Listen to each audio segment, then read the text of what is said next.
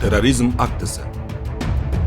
Терроризм актісі адамдардың өміріне қауіп төндіру, мүліктік залал келтіру, не қоғамға қауіпті, өзге де салалардың туындау қаупін төндіретін жарылыс жасау, өрт қою, және де өзге де әрекеттер жасау немесе қорқыту. Егер көшеде және қоғамдық орындарда терроризм актісі орын алса, терроризм актісі немесе жарылыс болған жерге бармаңыз. Мүмкіндігінше оқиға болған жерден аулақ болуға тырысыңыз және жақындамаңыз. Қарулы қақтығыс немесе қауіпті жағдай орын алса, дереу жерге жатыңыз. Басыңызды қолмен жабыңыз.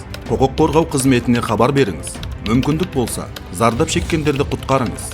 Ағаштар, бағаналар, электр желілерінің құлауынан сақтау мақсатында нейтралды аумаққа бару немесе қорғану. Көп қабатты ғимараттардан аулақ болыңыз. Егер ғимаратта терроризм актісі орын алса, тез арада еденге жатыңыз. Басыңызды бүркеңіз. Терезелерден, шкафтар мен сөрелерден және басып қалу қаупі бар заттардан аулақ болыңыз.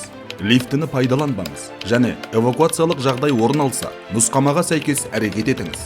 Қандайда бір әйнекпен қапталған жиһаз, қабырғалардан қашықтықта болыңыз. Адамдарды кепілге алу жағдайы орын алса, үрей мен дүрбелеңге бой алдырмаңыз. Сабыр сақтаңыз және айғайламаңыз. Өздігіңізше келіссөз жүргізбеңіз. Қылмыскерлерге қарата өшпенділік іс-әрекеттерін жасамаңыздар. Мүмкіндігіңіз болса, жаныңыздағы адамдарға көмек қолын созыңыз.